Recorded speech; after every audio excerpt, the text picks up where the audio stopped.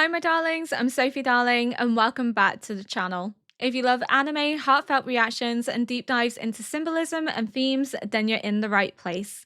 Before we jump into today's reaction, don't forget to hit that like button to show some love, subscribe if you haven't already, and ring that notification bell so you never miss a moment of fun.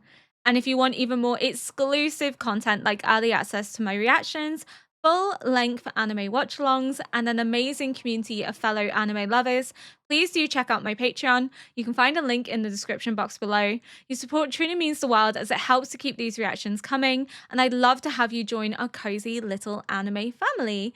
And today we are reacting to episode 14 of series 4 of Attack on Titan, and episode 13 was a what the fuck moment in terms of the fact that Zeke is hiding spinal fluid in the wine that's going to top military officials, and Yelena's behind it all. I knew she couldn't be trusted. There's sketchy vibes, and also she's just weirdly obsessed with like Zeke and now Eren. And I think again it just comes down to this whole seeing them as the savior of humanity and the savior of Aldia, but I don't know, it's just giving fanatic, it's giving cult vibes. I'm not here for it. It makes me uncomfortable.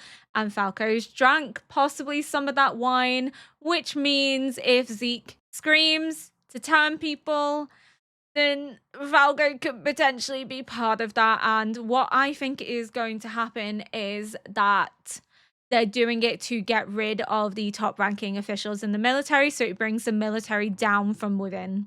So nobody stands in Eren's way. Nobody poses a threat to Eren at this point then. Because if they do that, who's actually going to want to step into that position? No one, because they're going to be too scared to do so. They're going to side with the Jaegerists out of fear rather than actually believing in what they're fighting for. It's a yikes. It's it's ramping up though. I'm scared. I'm very scared. And Eren's now talking to Mikasa and Armin. Gabby's there. Gabby's shitting herself. I would be too. She's been hell-bent on getting revenge on Eren, but again, I think it's a different thing when you actually sat in the room with him knowing just how powerful Eren is. I also am worried about Pixies because Pixies drinks a lot of wine, so now I'm scared that Pixies may be a secret sleeper pure titan about to be brought out at Zeke's whim. What's going to happen now in terms of Levi keeping Zeke away from Eren? Because if Zeke knows that Eren's out, if he doesn't already know, his first priority is going to get to Eren because he wants to link up with him so they can do this test rumble. That's if that's even a test. I'm not buying that it's a test anymore. I'm beginning to think they're just going to do the whole thing. Instead of doing a test run, they're just going to be like, fuck it, let's just do it full out without care, which is an even more terrifying prospect because you haven't tested it. You don't know fully how it works. Then again, they could fully know how it works because memories, duh.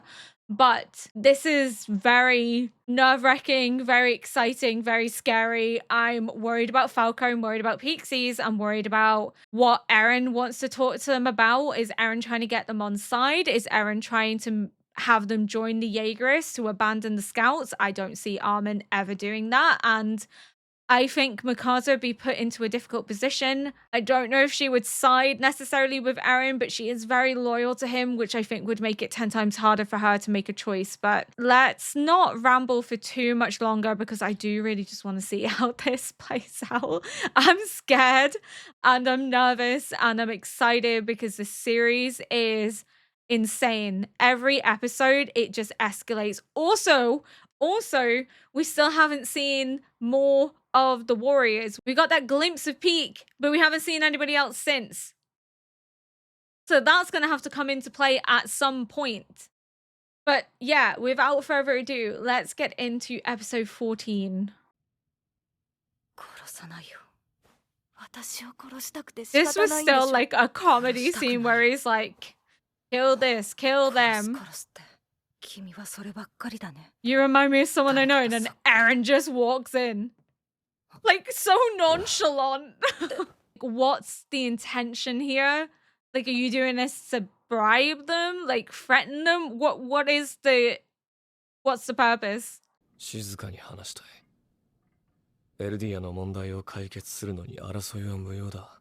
君と話したかったのは僕らの方さ。どうして単独でマーレ襲撃に至る選択をしたのか。本当にジークやイエレナ I に回収さ don't れてしまっ think た so. のか。 I think this was Eren. I don't think he's being manipulated. I think he's fully aware of what he's 俺 doing. は自由だ。俺が何をしようと、何を選ぼうと、それは俺の自由意志が選択した Yeah, ものだ。 no one's guiding him. Okay. いいえ、あなたは操られている。 He's not. あなたは敵国とはいえ、 He's 関係の making ない these 人々や子 decisions 供を巻 based き on 込む the ような人じゃ memories ない。 that have been sent to 誰 him より from も the 私たちを past, 思い、大切にしてきた。そうでしょ。 which is あの why 山 he's 小屋で doing 私を this, 助けて because く he れたの cares for は、 them so マフ deeply. ラーを巻いてくれたのは、あなたが優しいからで手しょ。はテーブルの上に置けと言っただろう。お前はまだ兄のところに通っているだろう。それは本当にお前の意志か。 Or Bertolt's. 記憶が人を形成するのなら、お前の一部はベルトルトになっ Oh, ちま I った。 never thought of that. 敵国 Bertolt 兵に loved 恋 Annie, 心を抱く敵国兵にな。 but Armin also 敵に cared for 操られている Annie. のはお前の方だろうが。エレン、あなたは。ミカサ、お前もだ。アッカーマン一族はエルディアの王を守る意図で設計されたんだよ。あの時お前は死に直面する極限状態の中で俺の命令を聞いた。戦えと。その瞬間、 And it triggered お前 something の in 本能 her. が目を覚ましたんだろう。偶然俺を護衛すべき宿主だと錯覚したことでな。偶然じゃない。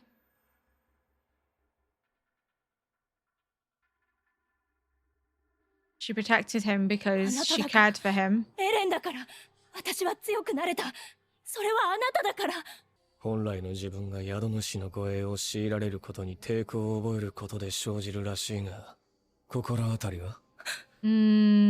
I never saw it from that perspective before. 本来の自分を失い、ただ命令に従うためだけに作られた一族。 He's saying that all of you are being manipulated by something else bar 俺がこ me. の世で一番嫌いなものがわかるか？不自由なやつだよ。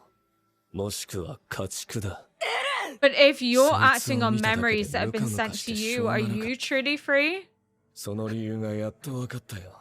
I don't think this is true. I think he's saying this because he wants them to hate him so he doesn't get them involved. 俺はガキの頃からずっとミカサ、お前が大嫌いだった。 Bullshit.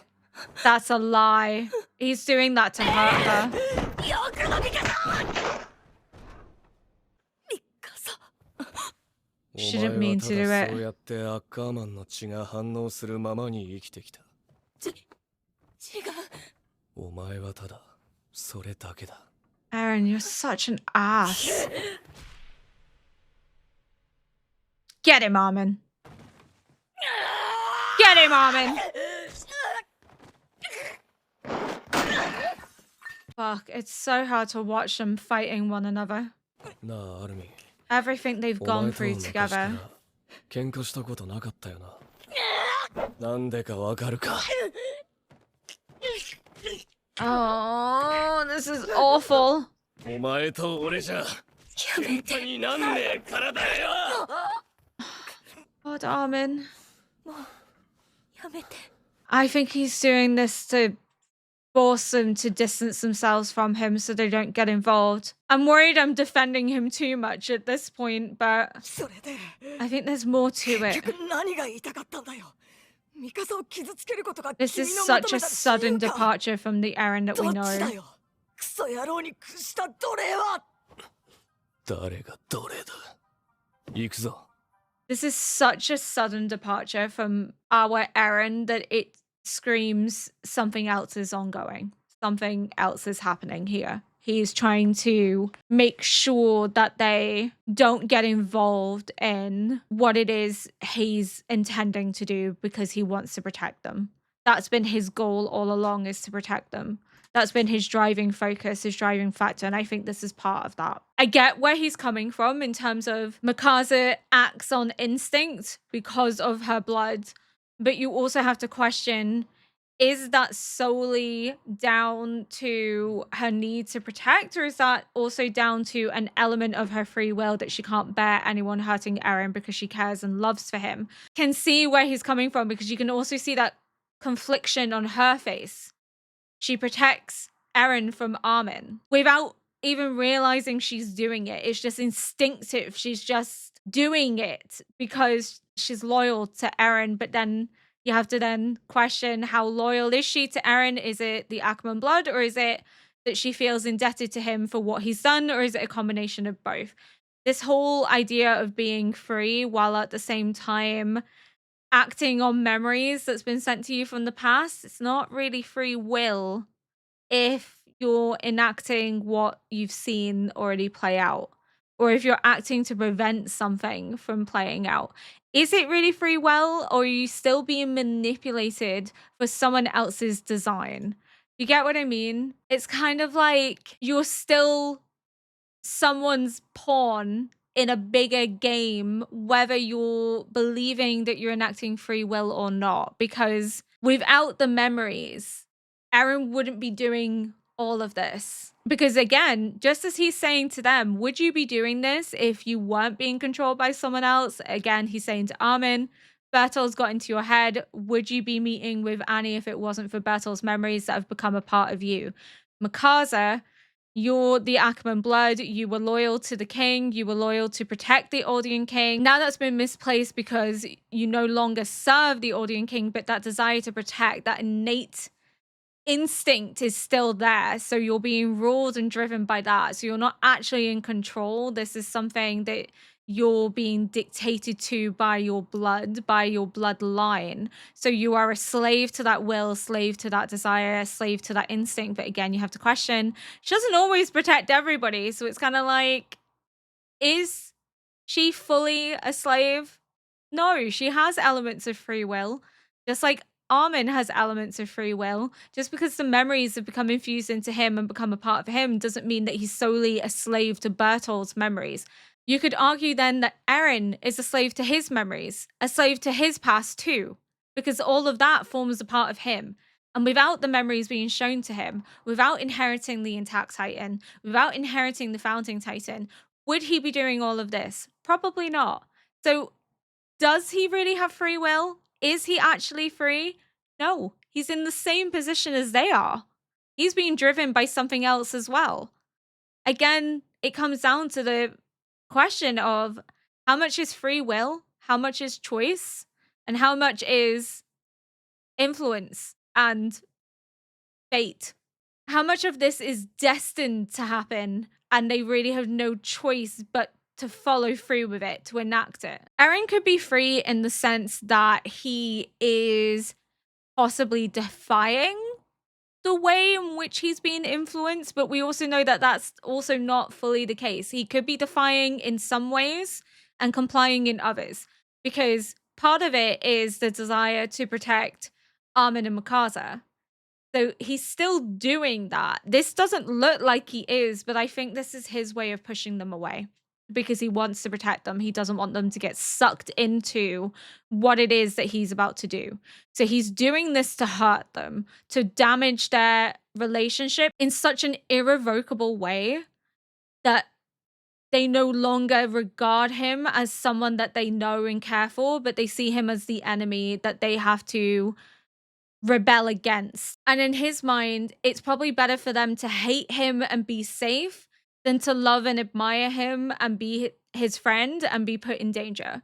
I think that's where it's coming from, because again, this just is not the Eren that we've seen before. You know, he's saying that he hates them because they're slaves, because they're bound by the will of others. He's hated Mikasa since she was a child because of her bloodline and how it influences her desire to protect. He didn't know, unless he did because of the memories, and he always knew. But he was shocked when he found out that she was an Ackerman, in the same way that Mikasa was also shocked when she found out she was an Ackerman. That ability couldn't have fully been known or recognized unless Armin always knew and just was very good at pretending that he didn't know. But inevitably, the whole "I've hated you since you were a child" is a fucking lie, barefaced lie. Don't believe it. Don't buy it. His whole analogy of I don't like people that are slaves, that are just no better than livestock because they're driven by the will and desire of others. But Aaron's also being influenced somewhat too. Again, I just think that this is meant for us to hate him because there's a bigger purpose to it. There's more to his actions here than we initially see. We think he's changed. We think he's been a lying, manipulative piece of shit this whole time. I just don't think that's actually the truth here. I think Erin's doing this to protect them. I think there could be an element of truth in terms of Mikasa's blood is what makes her so loyal and protective of Eren. But I do think she also has an element of free will because she doesn't always protect Eren. She doesn't always protect other people that she loves and cares for. She allowed Armin to attack Eren. Yes, she stopped him initially, but she also allowed him to do it. So again, it comes down to how much is influence and how much is free will. And I think everyone here is influenced by something. Everyone is drunk on something, using Kenny's words. There's always influence. No one is truly free in this world, not even Eren, because Eren is still being driven and influenced by something else in the works here, which I think is Ymir. Again, the memories, they've influenced him down this path, and he's not fully free if he's being influenced by an external force, by external memories. But hey, that's just my opinion. I get where he's coming from, that in his mind, he's free because he's defying, he's striking out on his own. He's not driven by the will or needs of anyone else, but I don't believe that that's strictly true. And I also think he's underestimating Armin and Mikasa's aspect of free will as well. I think part of them is influence, but I also think it does a disservice to put down their actions and their desires as solely being influenced by others and not actually part of who they are themselves, especially considering their whole relationship dynamic since series 1. He's not doing this because he believes that what he's saying is the truth. He's doing this to hurt them. That's my perspective. Again, I'm worried that I'm going to keep defending Eren, and there's going to be a point of time where it's just like, maybe I can't keep defending him, but at this point in time, I'm still believing that this is done with the purpose of protecting them. I think there's an element of truth to what he's saying, but I think as well that that truth, that what he's saying is also hypocritical in the sense that it's also something he's going through. And maybe part of this is alluding to them, hinting to them that he's also being influenced.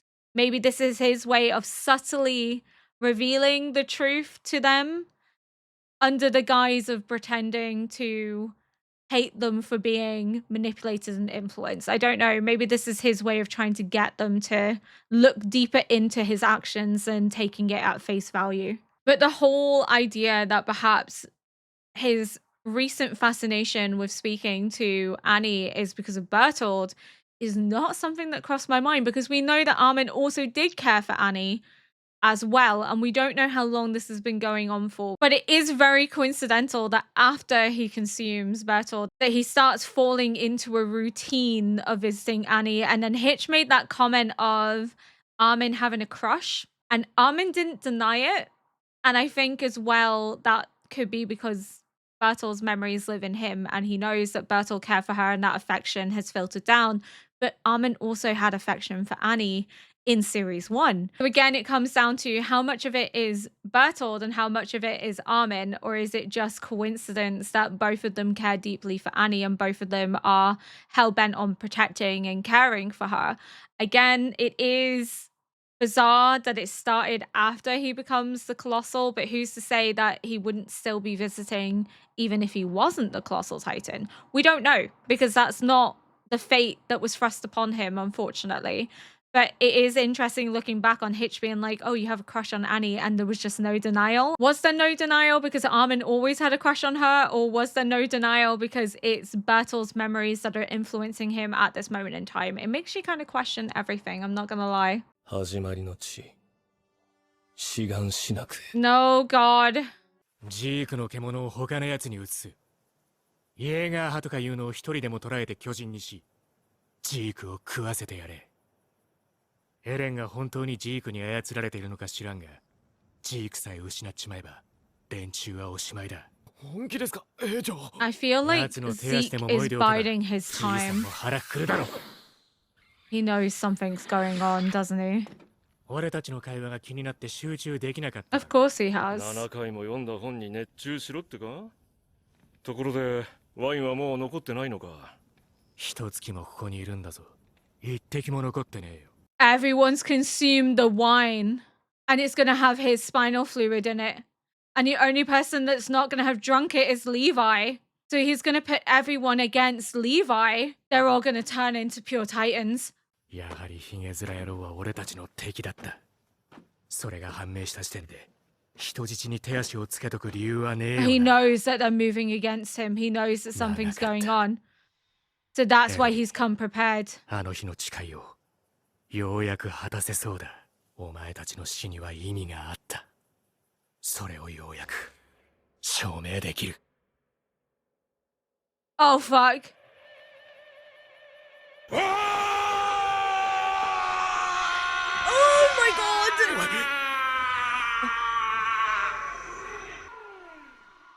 Everyone but Levi.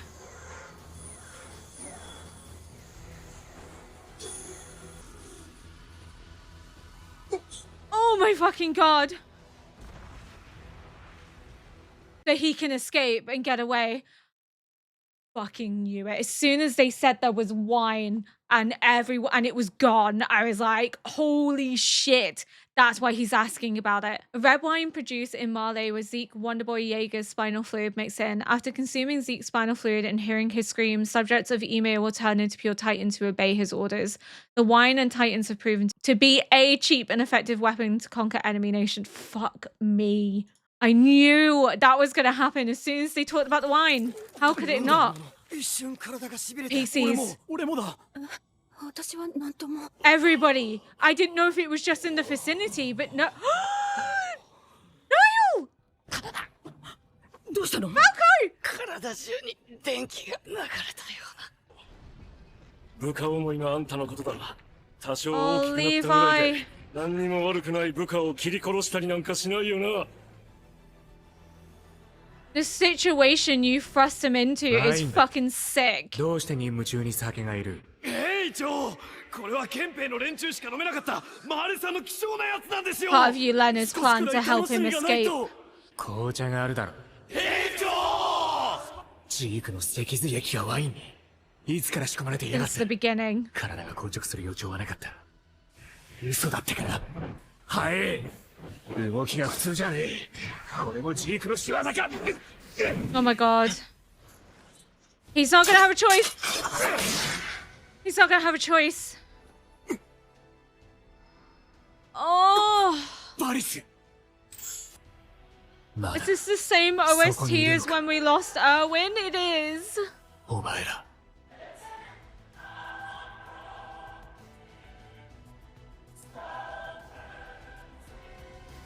Levi, you have to live. You have to survive. 自分たちには力がある。 They go to the 時間がある。 coordinate. They move to the 選択肢がある。 coordinate, which is why he's done this, because they'll take him to Aaron. リヴァイ、あんたの過ちだ。 They'll deliver him right to Aaron. 俺の真意を話したところで分かりっこないだろうがな。しかし、ちゃんと場所と時間を覚えているんだろう They've な。 planned this all along. This was planned way before they came back. You underestimate Levi so badly. Is Levi gonna take him out before he even gets to Aaron? I fucking hope so at this point.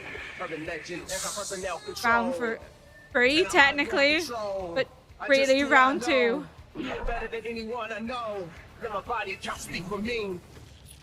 The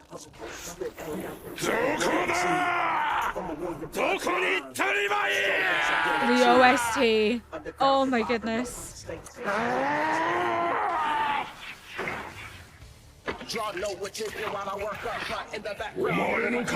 Oh my fucking god. He had no choice. You didn't give him a choice. 必死だな、ヒゲ面野郎。お前はおとなしく読書する以外なかったのに。部下を巨人にしてからって俺が仲間を殺せないと思ったのか。俺たちがどれだけ仲間を殺してきたか知らねえだろうに。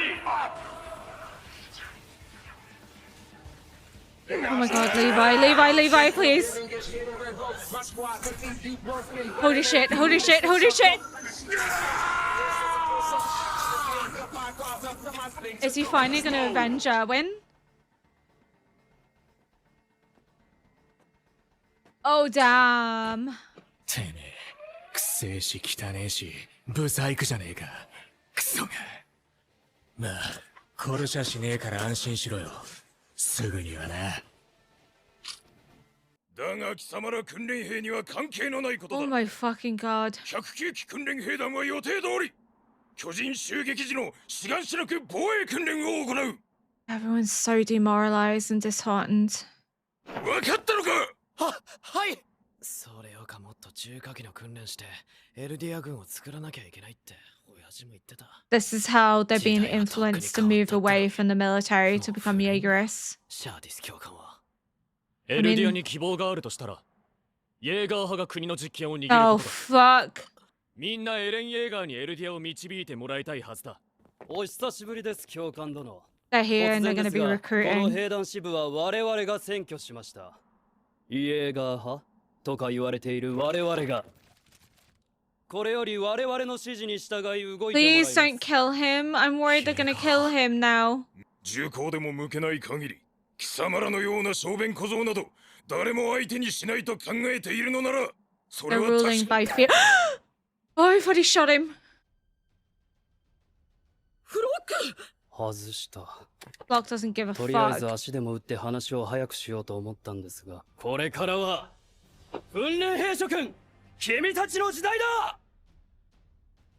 我々イエーガー派は現在滅亡の危機にあるエルディアを救うために心 It's 臓を so 捧げ scary ると誓った。 how Give Our Hearts has この古い兵 become 団組織のためではなく、この島に住む a 民のため symbol に of だ。 the Jaegerists こ now. のまま時代遅れ from の what 兵 it 団に used 従 to be. 属していては、なすすべもなく外の世界の敵に蹂躙されるのみだ。 Of course they're gonna do エ it. ルディアの未来のために心臓を捧げます。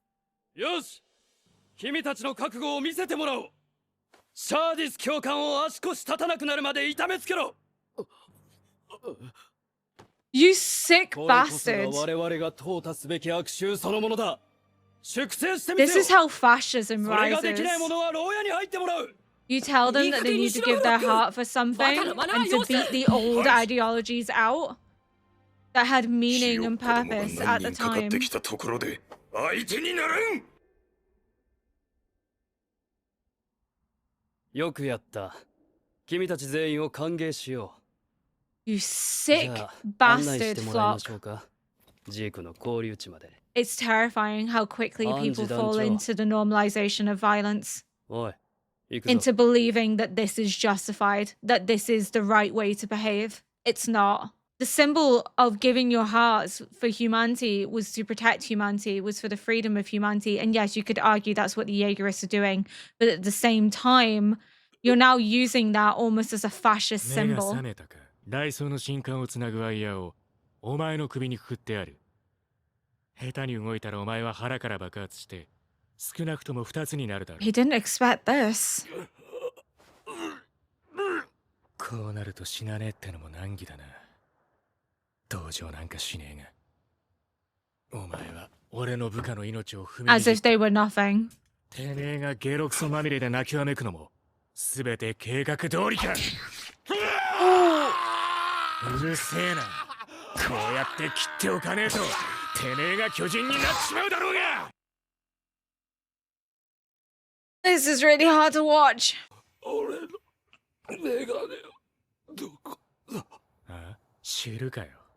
もうお前にメガネなんか必要ねえよ。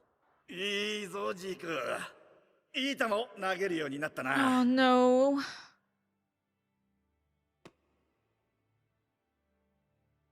Am I gonna really sit here and cry for Zeke? Probably. 将来は野球選手になるか？ダメだよ草葉さん。僕には使命があるから。even knew from that young of an age that there was something else that needed to be done. Because he has memories. Why am I getting emotional? Because the glasses aren't his glasses, they're somebody else's glasses that he loves. I don't want to feel sorry for him, but you can't help but feel sorry for them. You can't help but feel sorry for everybody. Because again, it's just how quickly society is descending into attacking and targeting one another and mistreating one another, and just shows how quickly society is descending, how quickly society has got to a point where the qualities of what makes us human, of being kind and considerate and caring, have just descended into nothing, descended into madness.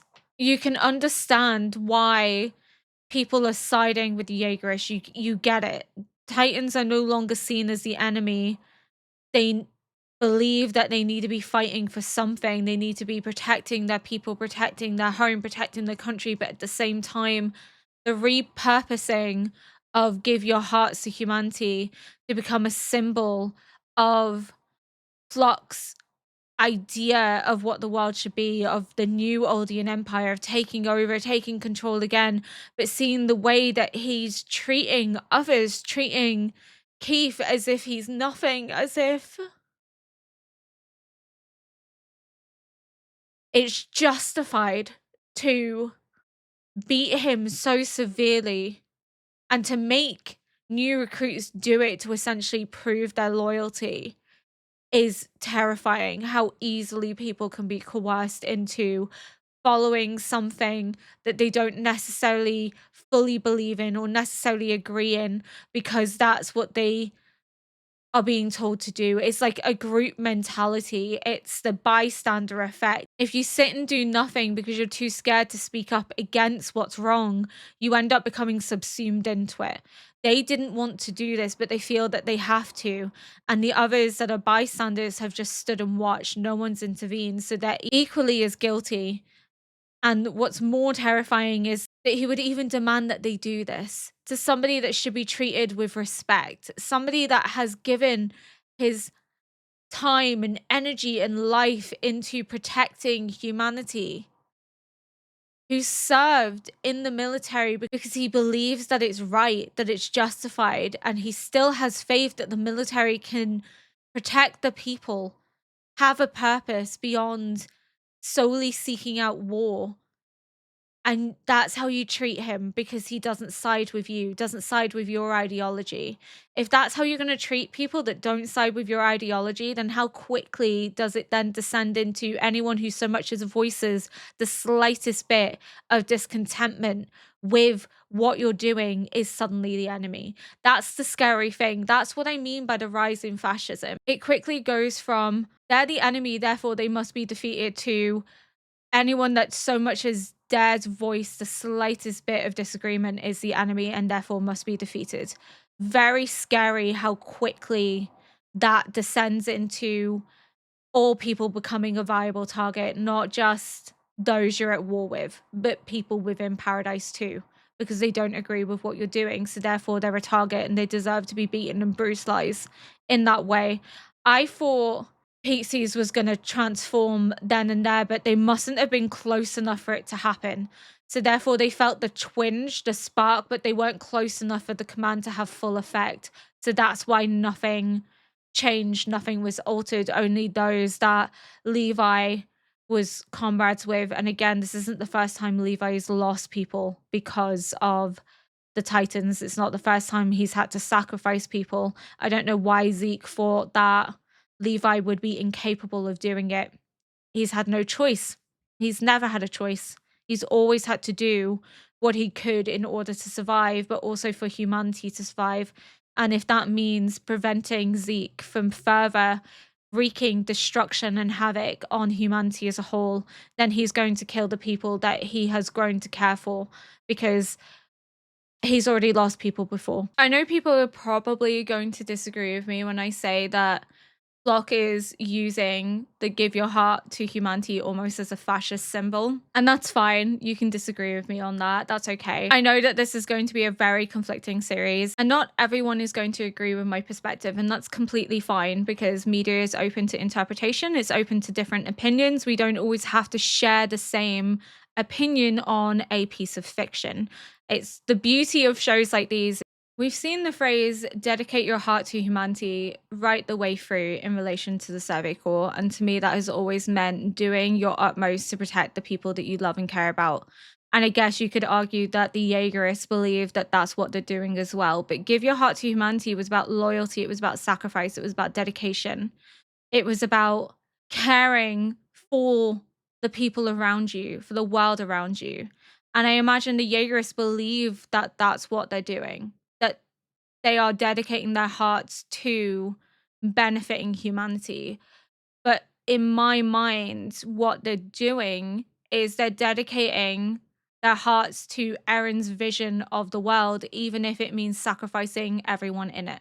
They don't truly care about benefiting people beyond their own ambitions. It's almost like the meaning of what dedicate your hearts has been co-opted by the Jaegerists to influence people to join their cause.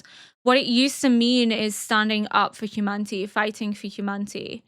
And because it meant fighting against the Titans and it meant achieving freedom, we could stand behind it. Whereas now it's being used to justify essentially forming a new empire. It's being used to justify war and violence. And yes, again, I do agree with the means of self-defense. I agree that they have the right to defend themselves as a group of people.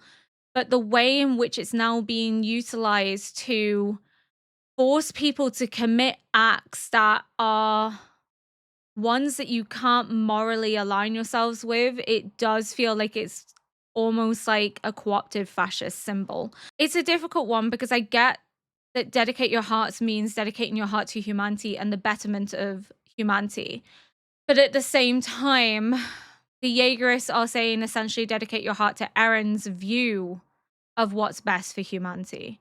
Not necessarily what's best for everyone, but what's best for them, which is in itself feeling very polarizing, very fascist in the idea that other people are less human than themselves. That it almost feels like in their version of dedicating their hearts to humanity and the hope of humanity, which is Erin, that it doesn't matter if other people aren't treated the same way as them because they're not as equal to them. It's just almost like we're seeing this phrase that we've come to love and admire and cherish as a symbol of the oppressed standing against the oppressors is being co-opted to then be utilized to oppress others. And not necessarily oppress Somalians before anyone gets it twisted, but to even oppress others that you disagree with, whose opinions you think are counter to your own. You're using it to subdue those in society that speak out against you. That is oppressive. That is fascism.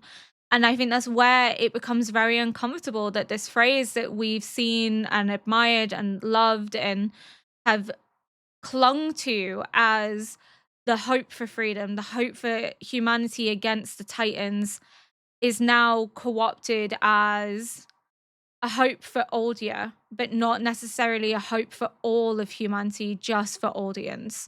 And that symbol is being used to manipulate others into joining the Jaegerist cause, but not only join it, but to commit acts that are heinous, to enact violence and to be bystanders to violence solely because you disagree with somebody's ideology, somebody's perspective. And to me, that is an attempt to silence and erase those that you don't fundamentally agree with. And that, to me, is a core aspect of fascism. That is the rise of fascism. And again, people are not going to like me saying that, and that's okay.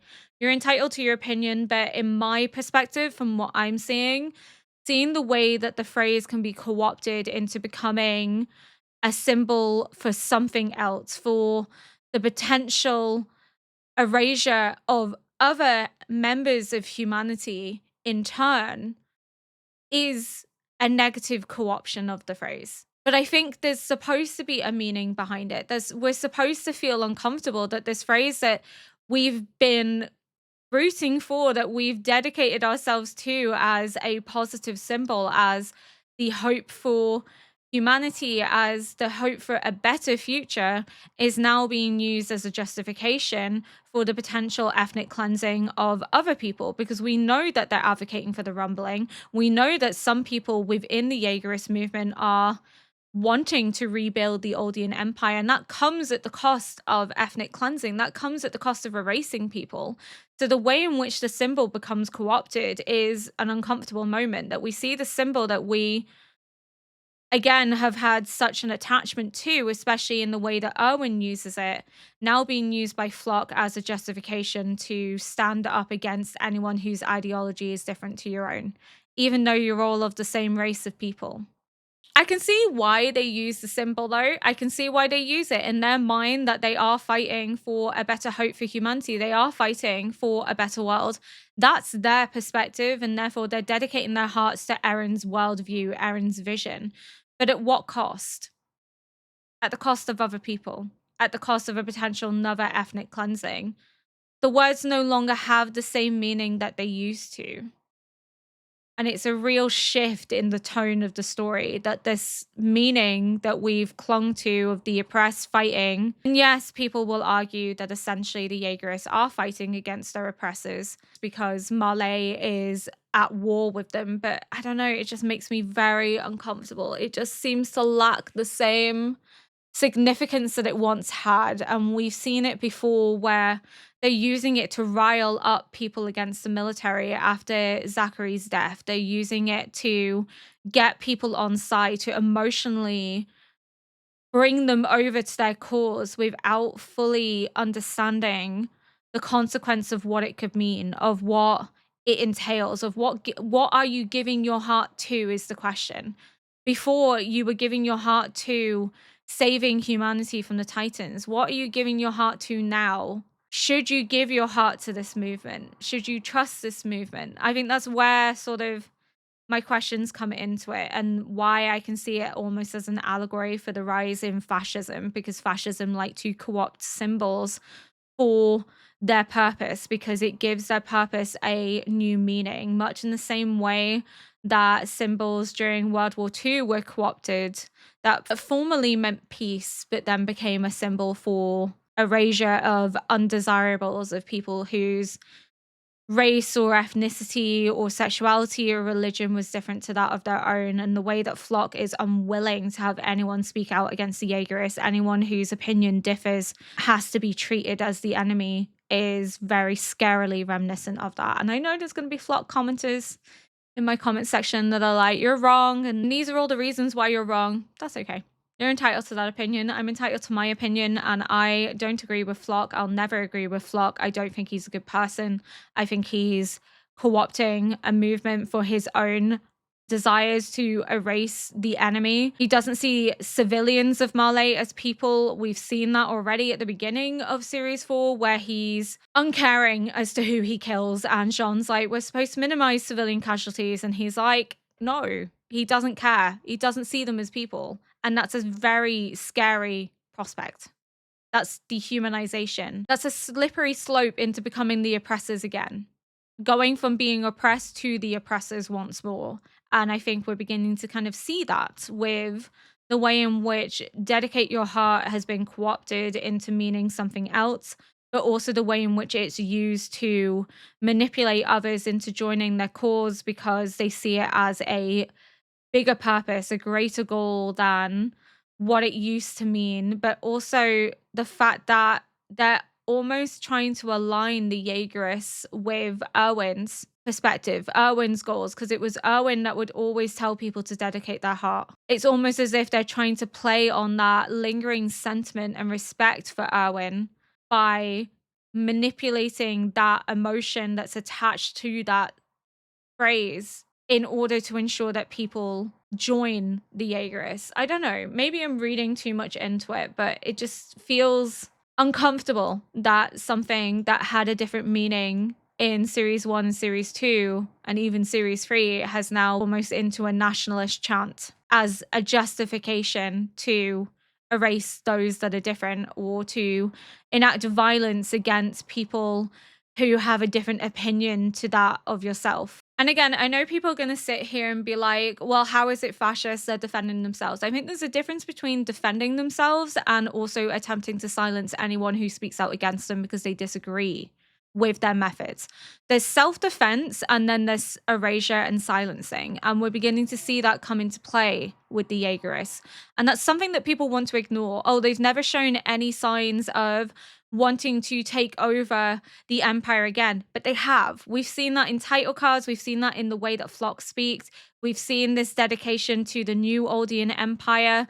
It's not something you can just ignore. It's not something you can just pretend hasn't been shown because you believe that the Jaegerists are right. You can't just pretend and cherry pick information and say, well, that didn't actually happen when we have been shown that.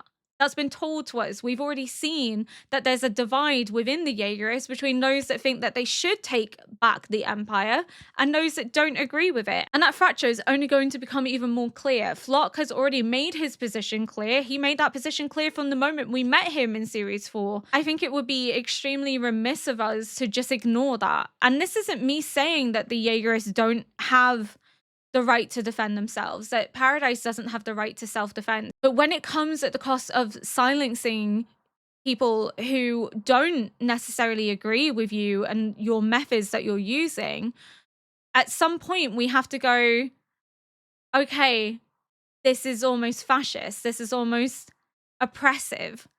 You can't just sit and be like, well, they have the right to do it. They believe they have the right to do it, but when it comes at the cost of silencing dissent, silencing voices that don't agree with you because you don't like what they're saying, that's a very slippery slope down into fascism. That's a very slippery slope into sanctioning the removal or the erasure of anyone that you view as undesirable just because they have a different opinion to your own, which then could quickly descend into because they are from a different race to you, that they're from a different background to you. Do you get what I mean? I'm not saying that they are fascist. I'm just saying that you can see the undertones of how a fascist movement can arise through sanctioning violence and creating a bystander effect and taking words with emotional sentimentality and manipulating that into having a alternative meaning, alternative purpose to what it originally once had. And again, you can argue that it's to do with the way that society has changed because the meaning used to be in relation to titans and now it's in relation to people. And I get that. But at the same time, I think it is supposed to make you uncomfortable with how it's being utilized now because it's being utilized to essentially sanction the erasure of other people too. It was dedicate your hearts to humanity, but it's now not dedicate your hearts to humanity. It's dedicate your hearts to our humanity, aka a nationalist version of the chant rather than a inclusive version of the chant. And like I said, the whole idea of punishing Keith for not sharing your perspective, not sharing your viewpoint, of having an outdated ideology is dangerous. Dangerous. We shouldn't be sanctioning that. We shouldn't be supporting that. That is a scary route down into let's justify killing anyone that speaks out against us, against our perspective of what the world should be. It's not being open to how different perspectives can influence the world that we live in, or the fact that different perspectives can also aid in the war that is ensuing.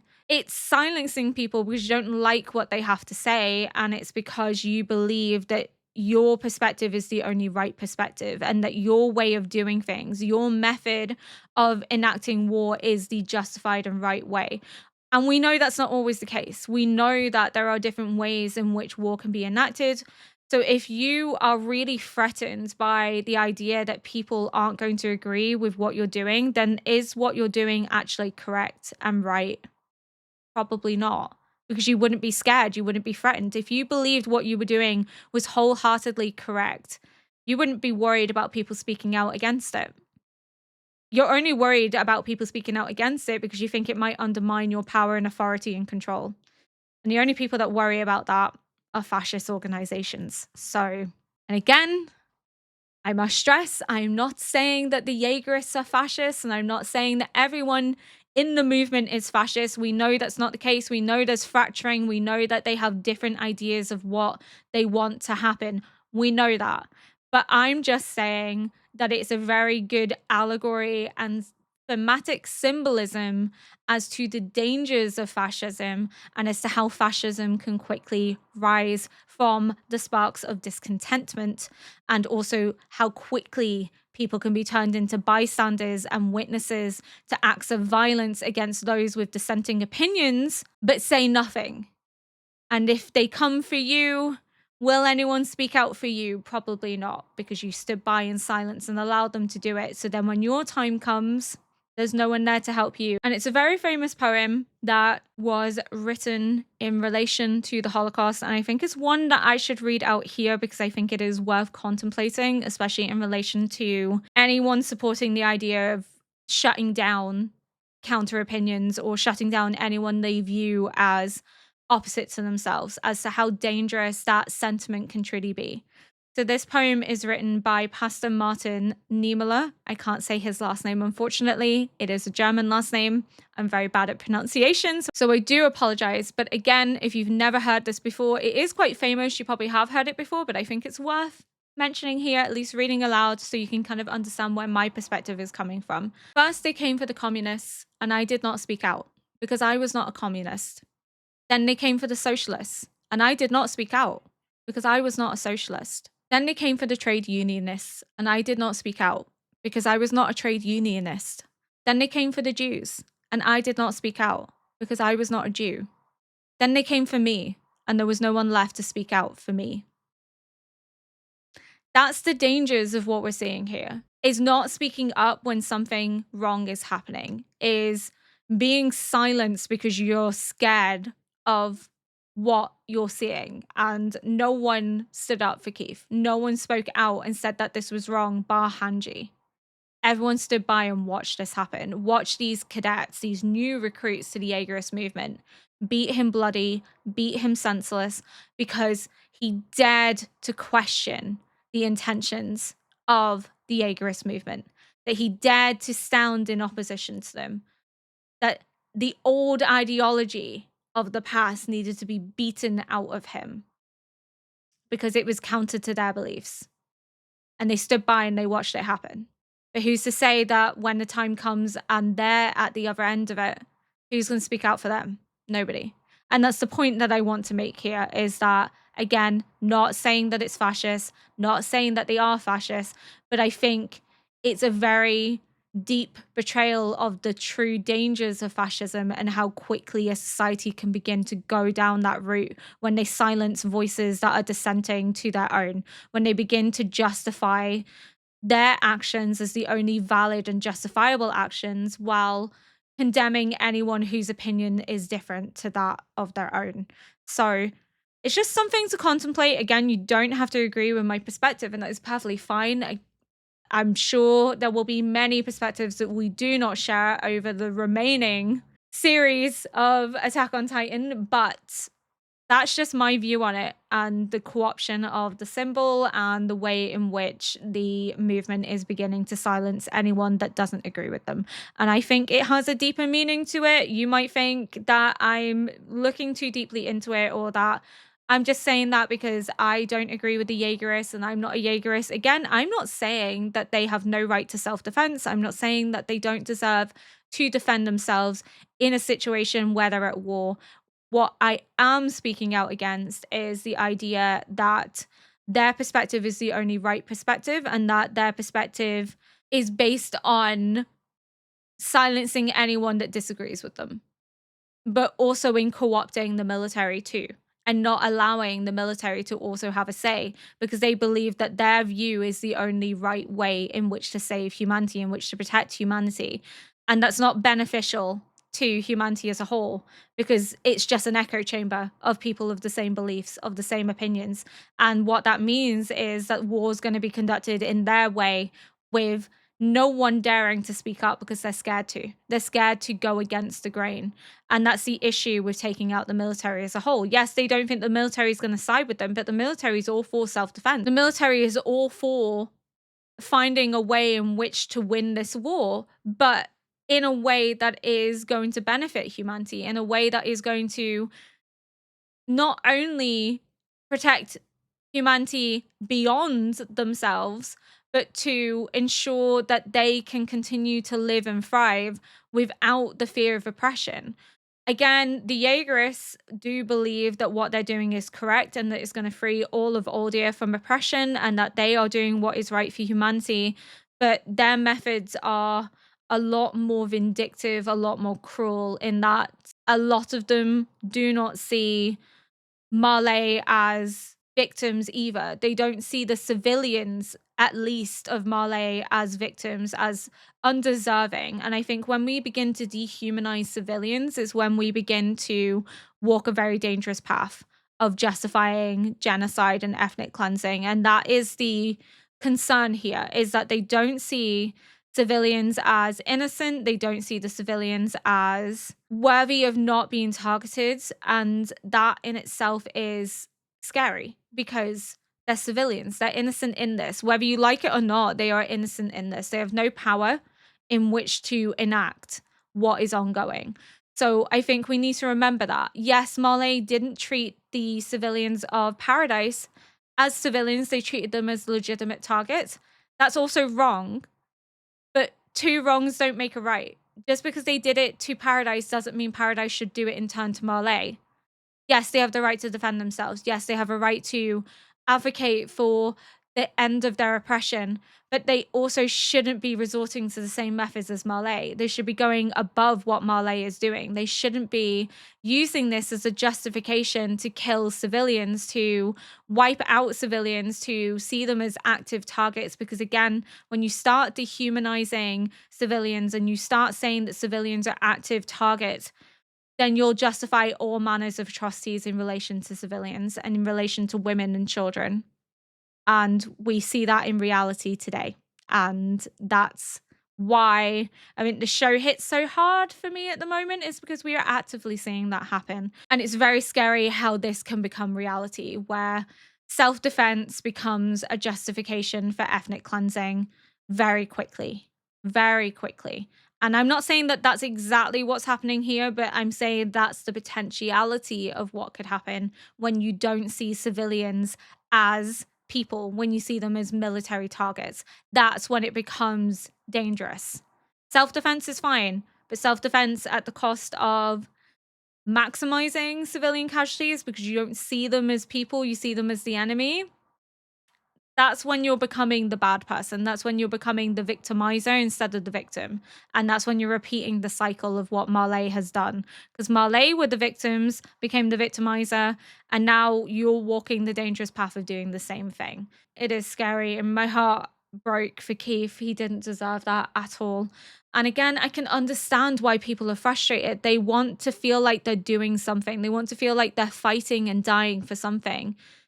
But if you're dedicating your heart to humanity, that should be dedicating your heart to all of humanity, not just the selected few.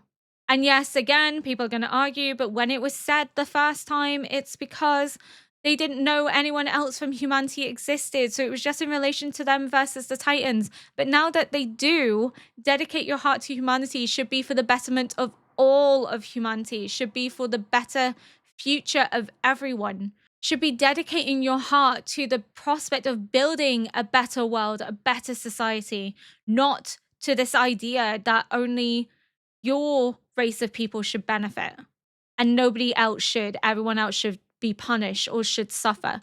Dedicating your heart to humanity is to all of humanity, not just a selective few of humanity.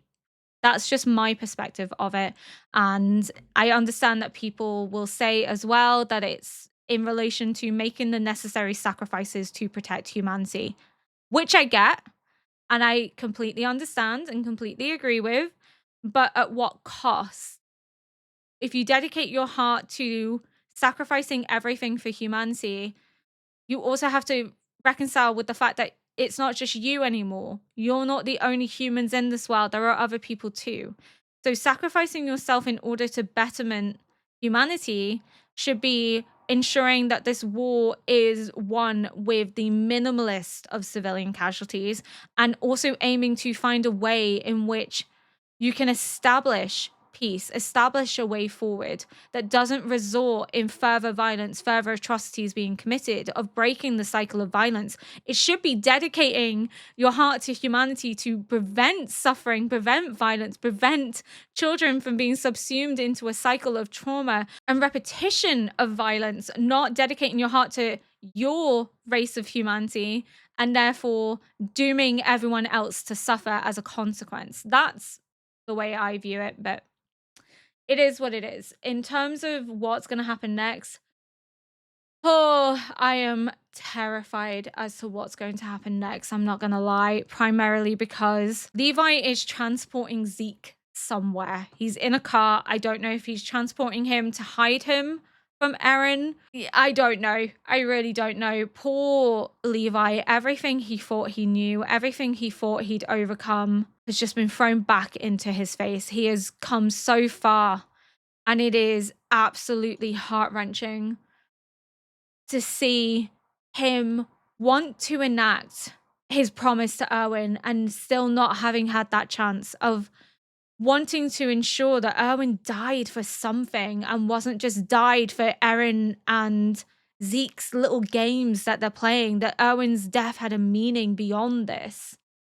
But the gut punch of that music being the same as Erwin's music in 3x16, fuck me. Like, I didn't need that today. I didn't need that today. In relation to him being a kid playing baseball, just makes me think essentially that he's known all along what needs to be done in order to save humanity as a whole. I still think Eren and Zeke's mentality is not just about Oldia, it's about humanity in general. It's about ending the war. It's about finding a way forward that doesn't resort in discrimination and oppression anymore. Maybe that's naive of me. That's what my hope is, and that's what I think their ultimate goal is.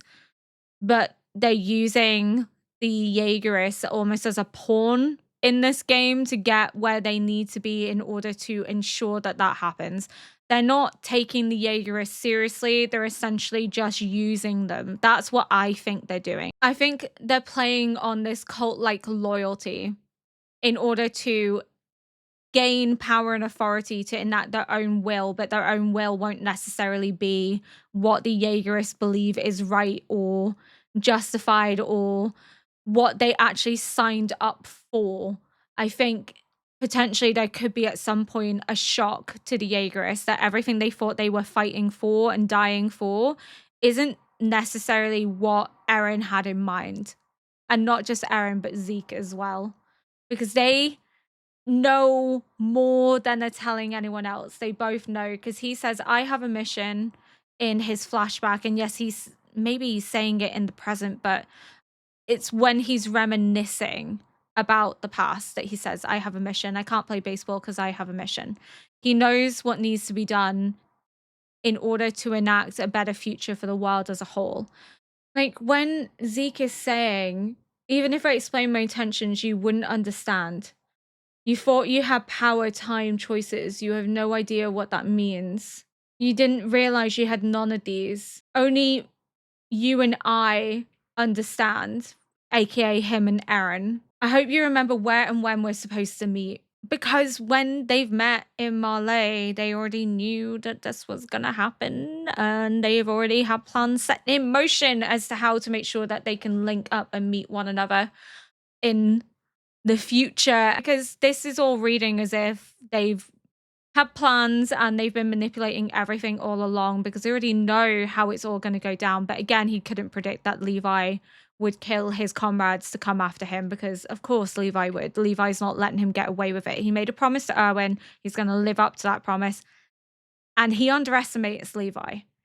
Levi has lost numerous comrades, and as heart-wrenching as it is to put him in that position again, he's not going to allow that to stop him from fulfilling his promise to Erwin, that he would kill Zeke and avenge him. You have no idea what that means. You guys thought you had power time choices, not realizing you had none of these because they already know what's about to happen, and therefore they're doing all of this to prevent the power and might of the world falling down upon them. But again, I still think the ultimate goal, at least for Eren, is to ensure that not only is Audio free from oppression, but that everyone can live together and form a united society where the narratives of the past are no longer used as a justification for war and violence. I think Eren's design is for humanity as a whole, not just Aldia. I think, yes, he is mostly driven by the need for Aldia to be free, truly free, and for all audience to be free.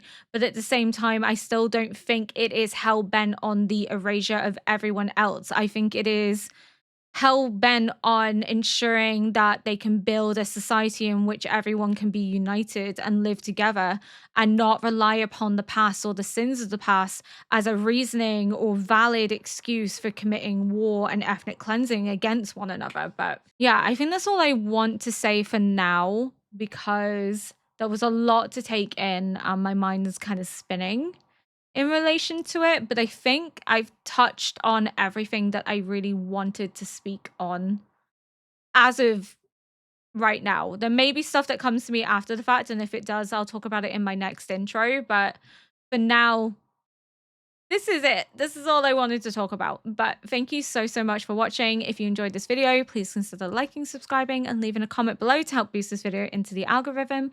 And until next time, bye!